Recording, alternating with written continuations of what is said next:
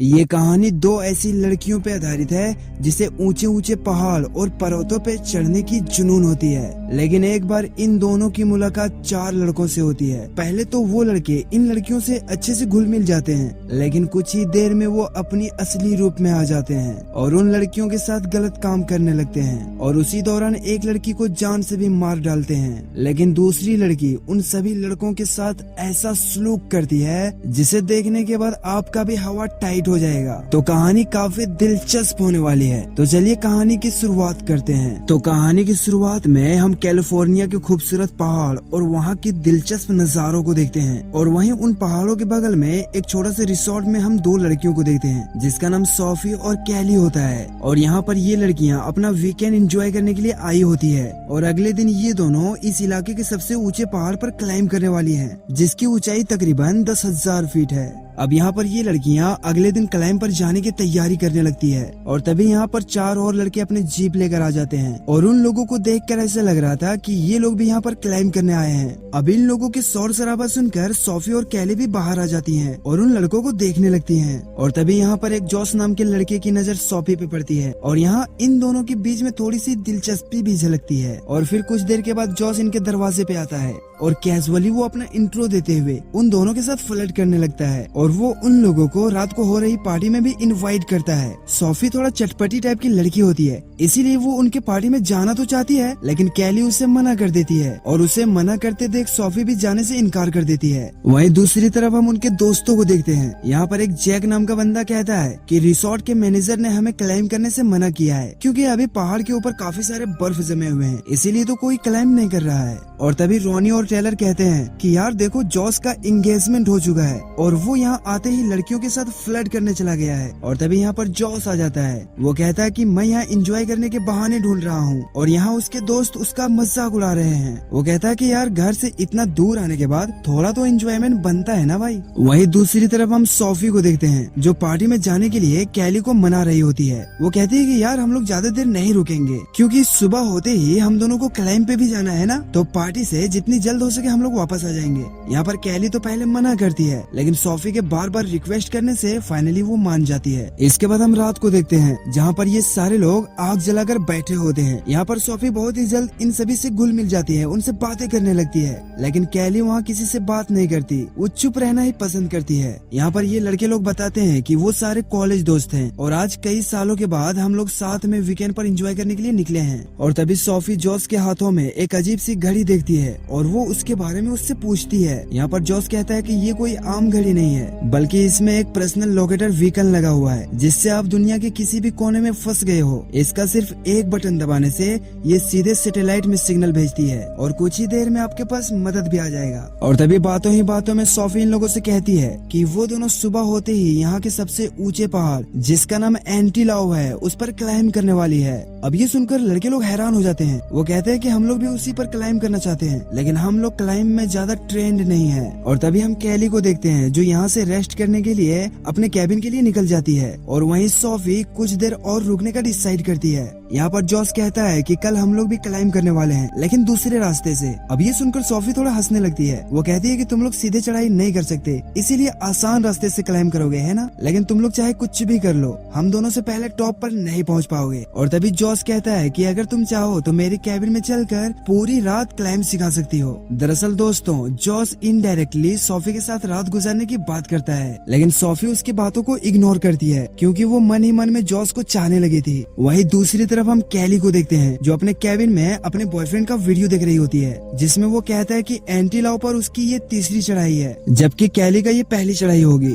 और इसके बाद हमें यहाँ थोड़ी देर के लिए फ्लैशबैक दिखाई जाती है जहाँ पर कैली पहली बार विकी से मिली थी। अब यहाँ पर वो विकी को याद कर रोने लगती है क्योंकि विकी 1 साल पहले इसी पहाड़ से गिरकर मर गया था। वहीं दूसरी तरफ हम सोफी को देखते हैं जो कुछ ज्यादा ही नशा कर लेती है और नशे के हाल में वो जॉस को किस करने लगती है और इसके बाद वो वॉशरूम के लिए चली जाती है। अब उसके जाते ही यहाँ के बाकी लड़के जॉस से कहते हैं कि यार तुम्हारा एंगेजमेंट हो चुका है, इसीलिए तुम्हें इन सब चीजों से दूर रहना चाहिए। तो जॉस उन लोगों से कहता है कि देखो यार मुझे पूरी जिंदगी एक ही लड़की के साथ बितानी है, इसीलिए थोड़ा बहुत एंजॉय करने से कोई दिक्कत नहीं। और ये कहकर वो सोफी के पास जाने लगता है। अब रास्ते में वो सोफी को रोकने लगता है और वो उसे पकड़ लेता है और उसके साथ जबरदस्ती गलत काम करने लगता है। यहाँ पर सोफी उसे धक्का देकर उसे दूर हटने के लिए कहती है, लेकिन जॉस उसकी एक भी नहीं सुनता और पूरी तरह से उसके साथ गलत काम करने लगता है। अब उसकी चीखें सुनकर बाकी के लड़के यहाँ आते हैं और वो जॉस को उससे अलग करते हैं और तभी मौका देखकर सोफी यहाँ से भागने लगती है। अब सोफी पुलिस को कंप्लेन कर सकती थी, इसीलिए सारे लड़के उसे ढूंढने लगते हैं ताकि वो उसे समझा सके कि जॉस ने उसके साथ नशे में गलती कर दी है। लेकिन सोफी किसी पे भी भरोसा नहीं करना चाहती थी। लेकिन फाइनली ये लड़के सोफी को एक जगह पकड़ लेते हैं और यहाँ पर जॉस गुस्से में सोफी को धक्का दे देता है, जिससे सोफी नीचे गिर जाती है और वो बुरी तरीके से घायल हो जाती है। वहीं दूसरी तरफ कैली शोर शराबा सुनकर उठ जाती है और जैसे ही वो बाहर आती है तो वो यहाँ पर किसी को नहीं देखती। अब कैली जब किसी को नहीं देखती तो उसे थोड़ा थोड़ा शक होने लगता है और वो अपना कैमरा चालू करके सोफी को ढूंढने लगती है। वहीं दूसरी तरफ वो लड़के सोफी के पास पहुंचते हैं, जहां पर उन्हें पता चलता है कि सोफी की रीढ़ की हड्डी टूट चुकी है, लेकिन फिर भी वो किसी तरह जिंदा है। अब यहाँ पर रोनी पुलिस को कॉल करना चाहता था, लेकिन जॉस उसे मना कर देता है। वो कहता है कि पुलिस आकर सबसे पहले हम लोगों को पकड़ेगी, क्योंकि मेरे चेहरे पर खरोच का निशान है और जैक के हाथों पर भी इसने काट लिया था और अब एक ही रास्ता है कि इसे यहीं पे खत्म कर दिया जाए। यहाँ पर रोनी कहता है, यार तुम लोग पगला गए हो क्या? देखो भाई, हम लोग पुलिस को समझा सकते हैं कि ये बस एक एक्सीडेंट था। यहाँ पर जॉस रोनी को धमकी देने लगता है। वो कहता है कि देखो, पुलिस हमारी बात नहीं मानेगी और कम से कम हम लोगों को 20 साल की सजा पक्की है। यहाँ पर सोफी इन लड़कों से मदद की काफी रिक्वेस्ट करती है, लेकिन उसका कोई भी हेल्प नहीं करता।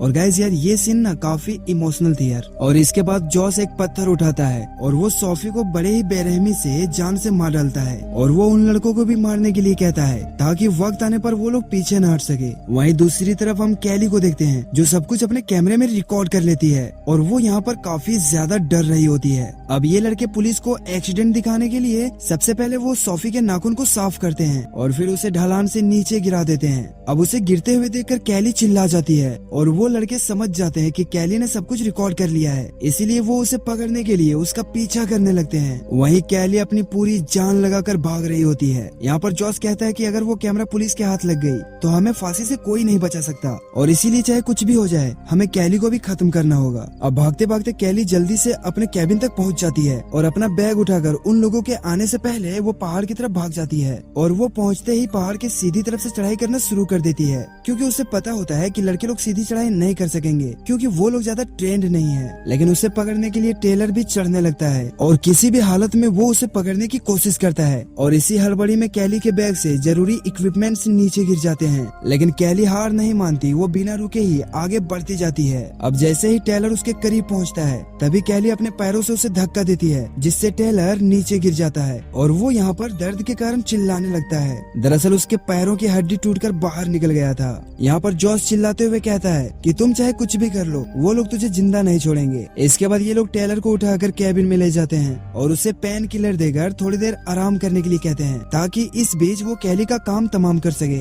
वहीं हम कैली को देखते हैं जो काफी ऊपर पहुंच चुकी थी, लेकिन उसके पास जरूरी इक्विपमेंट्स नहीं होते और उसकी रस्सी भी नीचे गिर गई थी। यहाँ पर कैली को बैग में सेफ्टी गियर मिलता है जो उसे आगे काम आ सकता है और बिना इक्विपमेंट्स के ऊपर चढ़ना काफी मुश्किल हो रहा था, यहाँ तक कि उसके हाथों में ग्लव्स भी नहीं थे। वहीं दूसरी तरफ वो सारे लड़के अपने सारे सामान लेकर पहुंच जाते हैं। यहाँ पर ये लोग डिसाइड करते हैं कि देखो, हम लोग सीधी चढ़ाई नहीं कर सकते, इसीलिए हमें दूसरे रास्ते से ऊपर जाना होगा और कैली को पकड़ने के लिए उससे पहले हम लोगों को टॉप पर पहुंचना होगा। यहाँ पर जॉस को कैली का मोबाइल भी मिल जाता है और वो उसे अपने पास रख लेता है और तभी जॉस को याद आता है कि उसका ग्लव्स तो कैबिन में ही रह गया है, इसीलिए वो अपना ग्लव्स लेने के लिए कैबिन में जाता है और फिर वापस आकर ये तीनों आसान रास्ते से चढ़ाई करना शुरू कर देते हैं। वहीं दूसरी तरफ हम कैली को देखते हैं जो लगातार ऊपर बढ़ रही थी और तभी अचानक से उसके हाथों पर एक जहरीला सांप आ जाता है और जरा सा भी हलचल हुई तो वो सांप उसे डस लेगा, इसीलिए कैली वहीं रुक जाती है और सांप के जाने का वेट करने लगती है और फाइनली कुछ देर में वो सांप यहाँ से चला जाता है और अब यहाँ से ऊपर चढ़ना और भी ज्यादा मुश्किल हो रहा था क्योंकि उसके हाथों में ग्लव्स ना होने के कारण काफी दर्द हो रहा था। अब यहाँ पर कैली कुछ देर रुककर पानी पीती है और बैग में रखते समय उसका बोतल नीचे गिर जाता है। अब ये देखकर जॉस एकदम से हंसने लगता है और वो अपने बोतल से पानी पीकर कैली का मजाक उड़ाने लगता है और साथ ही वो उसके फोन से इंस्टाग्राम आईडी में गंदी गंदी पोस्ट अपडेट करता है, जिससे कैली को और भी ज्यादा परेशान किया जा सके। लेकिन यहाँ पर कैली समझ गई थी कि वो लोग बस उसे कमजोर करना चाहते हैं, इसीलिए वो उनके बातों पर ध्यान नहीं देती है और अपने हाथों में पाउडर लगाकर वो चढ़ाई शुरू कर देती है। और तभी कैली को एक रस्सी नजर आती है जो उसे ऊपर के हैंड होल तक पहुंचा सकती थी, लेकिन वो रस्सी थोड़ी दूर में होती है। यहाँ पर कैली रस्सी को पकड़ने की काफी कोशिश करती है, लेकिन वो रस्सी को नहीं पकड़ पाती। इसीलिए कैली अपने बैग से एक तार निकालती है और वो उस तार के सहारे किसी तरह रस्सी को पकड़ लेती है। वहीं दूसरी तरफ ये लोग आसान रास्ते से चढ़ाई कर रहे थे, इसीलिए ये लोग जल्दी ऊपर पहुंच जाते हैं, लेकिन वो कैली के पास नहीं पहुंच सकते थे क्योंकि कैली पहाड़ के सीधी तरफ से चढ़ाई कर रही थी। अब थोड़ी और ऊंचाई पे जाने के बाद कैली को एक टेंट दिखता है जहाँ पर शायद पहले कोई रुका होगा। अब बहुत ही मुश्किलों से कैली टेंट तक पहुँच जाती है और यहाँ पर कुछ देर रुकने का डिसाइड करती है, लेकिन तभी हम जॉस को देखते हैं जो कैली के बिल्कुल ऊपर वाले पत्थर पर आ जाते हैं, जिससे कैली का रास्ता ब्लॉक हो जाता है। अब यहाँ पर जॉस कैली के पास एक रस्सी गिराता है और कहता है कि अगर तुम इसमें कैमरा बांध दोगी तो शायद हम लोग तुम्हें बख्श देंगे, लेकिन कैली इतनी भी बेवकूफ नहीं होती। वो उसके रस्सी में गाली भरे नोट्स को बांध देती है, जिसे देखकर जॉस और भी ज्यादा गुस्सा हो जाता है। अब यहाँ से कैली को ऊपर जाने का कोई भी रास्ता नहीं होता, इसीलिए वो टेंट को यहीं पर लगाकर रात गुजारने का डिसाइड करती है। यहाँ पर टेंट के अंदर उसे कुछ सामान भी मिलता है, जिसमें एक चाकू भी था और वो उसे अपने पास रख लेती है। और कैली उस टेंट का काफी मरम्मत करती है और वो उसके अंदर जाकर बैठ जाती है। भले ही वो ऊपर नहीं जा सकती थी, लेकिन यहाँ पर उसे कुछ देर आराम करने का मौका मिल जाता है। अब यहाँ पर हमें एक छोटा सा फ्लैशबैक दिखाई जाती है, जहाँ पर 1 साल पहले कैली और उसका बॉयफ्रेंड विकी इसी पहाड़ पर क्लाइंब कर रहे थे और यहीं पर विकी कैली को प्रपोज भी किया था, जिसे सुनकर कैली काफी खुश हो गई थी। लेकिन तभी अचानक उसके पैर फिसलने के कारण वो गिरकर वहीं पर मर गया था। और इसके बाद कहानी प्रेजेंट में आ जाती है, जहाँ पर हम देखते हैं कि जॉस उसे उसके बॉयफ्रेंड के बारे में कहकर उसे इमोशनल करने की कोशिश करता है, लेकिन कैली उसकी बातों पर ध्यान नहीं देती और उसे इग्नोर कर सो जाती है। वहीं हम जॉस को देखते हैं जो एक बैग में पूरा पत्थर भर देता है और वो उस बैग को नीचे फेंक देता है और वो बैग जाकर सीधा कैली के टेंट से टकरा जाता है, जिससे कैली टेंट से बाहर आ जाती है और वो उसी बैग के सहारे लटक जाती है।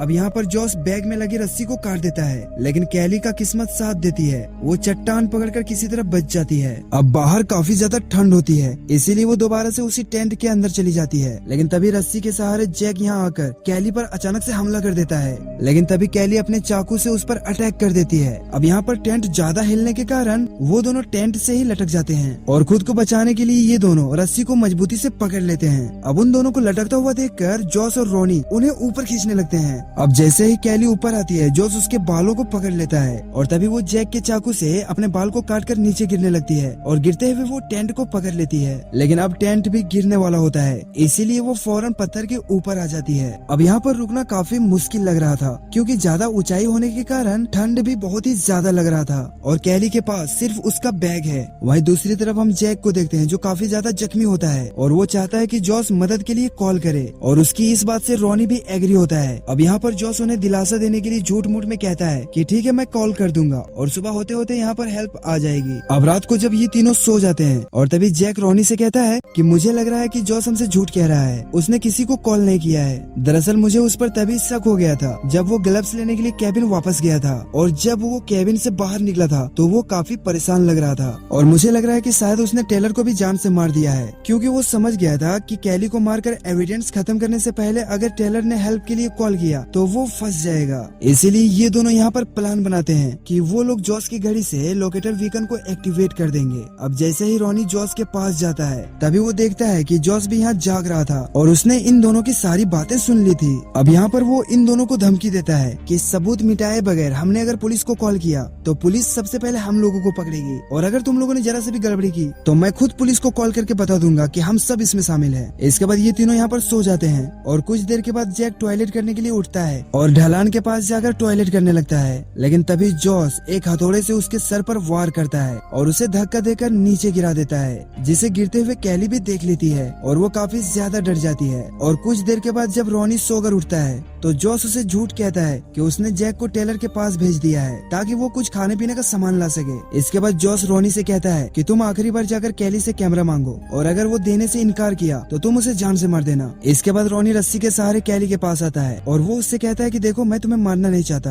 क्योंकि जॉस ने ही सोफी को धक्का देकर मारा था और बाद में वो हम लोगों को जबरदस्ती शामिल करवाया ताकि वो बच सके और अब वो हर हाल में तुम्हें मारना चाहता है, लेकिन अगर तुम वो कैमरा मुझे दे दोगी तो मैं जॉस के पास जाकर बोल दूंगा कि मैंने कैमरा लेकर कैली को मार दिया, लेकिन हाँ मेरे ऊपर जाने से पहले तुम थोड़ा सा चिल्लाना जिससे जॉस को लगे कि वाकई में कैली मर गई है। लेकिन कैली रोनी से कहती है कि जॉस ने पहले ही जैक को ऊपर से धक्का देकर मार डाला है और उसे नीचे गिरते हुए मैंने खुद देखा है। यहाँ पर रोनी को यकीन नहीं होता, लेकिन कैली उससे कहती कि चाहे तुम कुछ भी कर लो, लेकिन उसका अगला टारगेट तुम ही हो। इसके बाद कैली रोनी को कैमरा दे देती है और रोनी ऊपर जाकर वो कैमरा जॉस को दे देता है। अब यहाँ पर जॉस कैमरे को चेक करता है तो उसे पता चल जाता है कि उसमें मेमोरी कार्ड नहीं है। और उसी समय रोनी टेलर को कॉल करता है और उसका फोन जैक के पास बजने लगता है। अब ये सुनकर रोनी सब कुछ समझ जाता है। अब यहाँ पर इन दोनों के बीच में फाइट होने लगती है, जहाँ पर जॉस हथौड़े से रोनी पर अटैक करता है और फिर वो उसे बांध देता है। यहाँ पर रोनी उससे माफी मांगने लगता है, लेकिन जॉस उसकी एक भी नहीं सुनता